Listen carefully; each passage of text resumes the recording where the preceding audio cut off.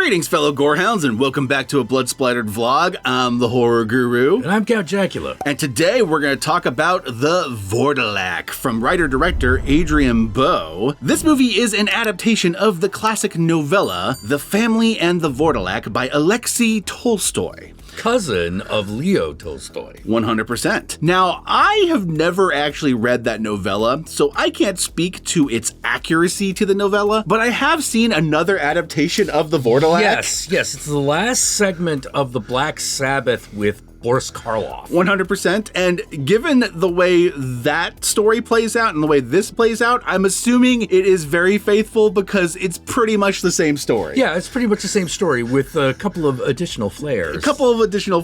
This movie follows a French nobleman in the 18th century who loses his horse, comes upon a family in which he wants to acquire a horse from, and then ends up getting caught in their family drama, which leads to him getting caught in a total fucking nightmare with this creature known as the Vourdalak, which is kind of like a vampire, but more specific than a vampire. Yeah, it's like a vampire, but it craves the blood of its relatives. Yes. If there's different flavors of vampire in the Baskin Robbins, yes, this is of the family variety. Yeah.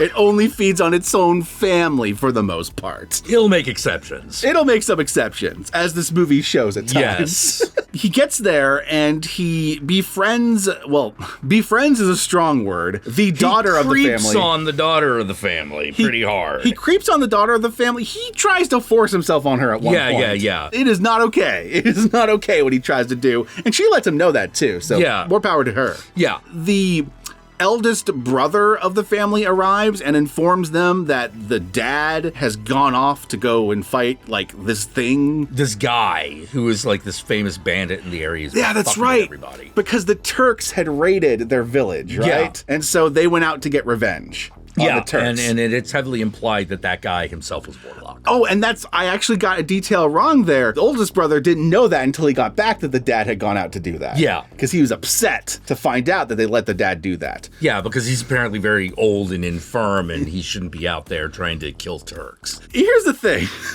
We say old and infirmed, right? When we finally meet the father of the family, the patriarch, he is portrayed by this incredibly thin skeletal puppet. Yeah. For a large portion of this movie, these characters are interacting with what looks like a glorified Muppet. Yes. And treating it like it's just a person. And the only one who's like saying anything is the French nobleman going like, you seeing this? Yeah. Because it's not like, he doesn't look human anymore. No, he looks like a cartoon ghoul. Yeah. He looks like cartoon Nosferatu. And the Frenchman's just like, That guy's... Yeah. I don't know if you're seeing what I'm seeing, but I'm seeing a skeleton talking. Yes. You know, like, I don't care if that was your dad. I'm calling shenanigans. Now, I don't know if the idea is supposed to be that he has, like, an effect on his own family where they can't see what he truly looks like, or if they just literally just buy him like that because that's the way he looked before he became a Vourdalak. Yeah, it's because it's hard to tell because the kid just immediately goes, Grandpa, you know. But this I actually fucking adore. I adore this goddamn Muppet-ass fucking monster in this movie. It looks great. It looks terrible and great at the same time. I can't explain it. It's a feeling. Yeah, all right. This is our monster. Yeah. We didn't end up with a shitty puppet and have to adjust anything. This is exactly what we were going for.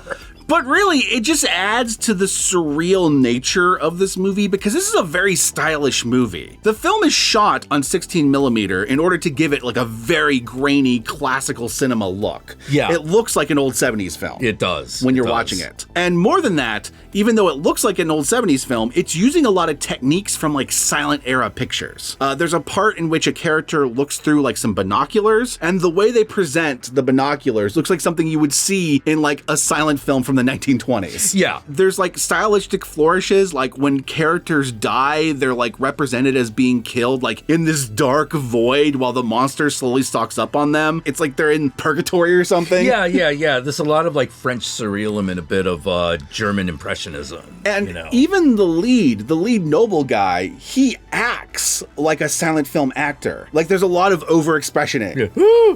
Yeah. And a lot of like hilarious body comedy with him. Yes. Doesn't go quite as far as slapstick, but there's a lot of physical comedy with him, just in the way he moves and the way he reacts to things. Yeah, like if you've ever watched like Cabinet of Dr. Caligari, you'll notice it immediately. So the fact that the monster looks like a puppet just contributes to this movie feeling like a fever dream. Yeah, and he's the only thing that's like that. Yeah. Everything else is like shot on location, real life. Almost all the effects are in camera. I guarantee they avoided any digital effects, and if they added any digital effects, it's not noticeable. No. Because they wanted this to look like a film that was made in like 1960s, 1970s. Yeah. So basically, the crux of this movie is this nobleman desperately trying to save who he can in this family from this monster that seems to be seducing them, even though some members of the family are less trickable than others. Yeah, like the daughter is sort of like... Yeah, she's very much got this vibe of like, no, we got to put this thing down now. Another thing that's kind of interesting in this movie, I don't know if this was in the original story at all. The implication that the younger brother is either gay or just crossdresser is very strong. Yeah, I never read the original story, so I'm not sure. Queerness is a theme that keeps coming back in the movie. Well, the interesting thing about the queerness in this movie is it kind of reinforces something that I kind of took away as the movie's main thing. The main bad guy in this movie, if you take out the monster, really is masculinity. Yeah, it's patriarchy. It's patriarchy. That guy. 100%. Because everything that goes wrong in this story is because one of the patriarchs decided to do something that they shouldn't have done. Yes. Yeah, now the whole family has to pay for it. Exactly. The other thing that kind of reinforces that theme is all the flaws of the French character that he kind of has to unlearn by the end of the movie. Yeah. And they all kind of come from his own version of patriarchy. Yeah. It's a lot more flamboyant. It's a lot more feminine than, say, the hunting dad. Yeah. Or the hunting big brother. Yeah, but it's still this very patriarchal. Oh, yeah. The way he talks about women. Yeah. And the way he like tries when he moves on from trying to force himself upon her, when he tries to convince her, it's still like the worst misogynistic way. Yeah. You know, and by the end of the movie, he kind of has to like unlearn that, or at the very least atone for it. This is a movie without a lot of heroes. No, there isn't a lot of heroes. The most heroic character in this entire movie is the youngest brother and the sister. Yeah. Those two. Yeah, for those of you who are very sensitive to this sort of thing, dog gets killed. Both a dog and a young child. Yes. Gets killed. Both one's on camera, one's off camera. Yep. This movie is currently available on Shudder. It is also available on Amazon Prime and various other streaming platforms. Pick your poison and enjoy. We watched it via the Shudder option because we have that. We like Shudder. Shudder is great. And with that said, my fellow Gorehounds, let us move on to the spoilers.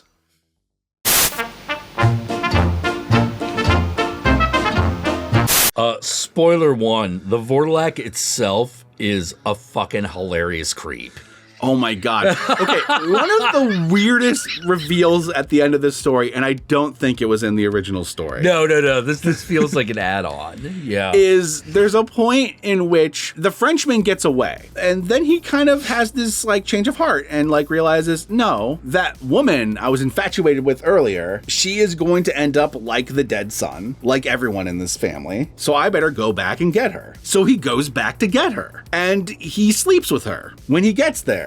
Because she's like fucking horny as shit. Yeah. When he gets there. Only to reveal that she is actually the Vourdalak in disguise, and he was actually fucking the dad. Yeah, he's who then confesses his undying love and lust for the Frenchman. I love it because he's got like his legs up and everything. You're just like, oh my God. Now, mind you, he's confessing this while he has technically been penetrated by this fucking Frenchman twice. Yeah. Once by his dick and twice by the stake that he slammed through his heart. The Vourdalak doesn't die when it's staked. It is kept in place. Yeah. It can't move. So this allows him to burn down the whole house, the Vourdalak, with it. But unfortunately, he doesn't get away unscathed. He is bitten. Yeah, he's bitten. Which leads to the next spoilery thing. He runs into the actual daughter who is by the suicide cliff. I call call it the suicide cliff because she talks about how if I ever need to escape this life, I will just jump down there. Jump down off this cliff. And she almost kills him with it when he's too handsy earlier in the movie. And he fucking deserved it. And he gives her basically the horse and the map to escape, and jumps off the cliff because he's turning. He's not gonna infect her. Now I don't think he would actually infect her because apparently Vourdalaks mainly go for family members. Yeah. But he takes the precaution anyway. Yeah, only to discover that the daughter has already... Yeah, she's already turning into a Vourdalak. The Vourdalak is a weird fucking movie based on a classic story, but not a classic story that has been told very often. I can think of one adaptation that I'm aware of. And it's got Boris Karloff, and that's hard to beat. This movie definitely beats the Boris Karloff movie. Oh, geez, yes. This is a classic, I think, in my opinion. This is a modern classic. You're never going to forget watching this movie. I feel like this would be a really good, but because of the Frenchiness aspect of it, I feel like this would be a really good companion piece with like the Company of Wolves. I could see that. I could see that. There's a similar like surreal fever dream vibe. One being about a vampire-like creature, the other one being about werewolves. Yes, I could totally see that. If you like a movie like that, check this one out. Yeah, check this one out. You have any final thoughts on the Vourdalak? Don't change a frame. That puppet is the best. There is no beating it. It is amazing. It is amazing. That puppet really, I was enjoying the movie. Steals the goddamn show. I was enjoying the movie, but then when that puppet showed up, I'm like, fucking masterpiece. I am easy to please like that. Anyway, my fellow Gorehounds, where can they find you, Count Jackula? Oh, you can find me here on YouTube, where I stream every weeknight, starting between the hours of 7 p.m. and 8 p.m. Pacific Standard Time. We usually run for a few hours, and I'd love to see you there. We talk about all kinds of groovy things, like horror movies. What about you? Y'all know me, I'm the Horror Guru. You can find me at the Horror Guru on various social media platforms, but primarily these days I use YouTube and I use Blue Sky, so go follow me over there. Be sure to like, comment, and subscribe, and don't forget to ring that notification bell so you're notified of my videos immediately upon their upload. And if you'd like to help out either of us more directly, be sure to check out our Patreon pages, and remember, if you decide to go the Patreon route, even $1 a month could go a long way, but we will certainly accept more. And if you made it this far into the video, then I want you to comment below, and be sure to comment below using the hashtag Vourdalak in the sack, because that's what happens at the end of this movie. He gets Vourdalak in the sack. And with that said, my fellow Gorehounds, peace out, and we'll catch y'all later.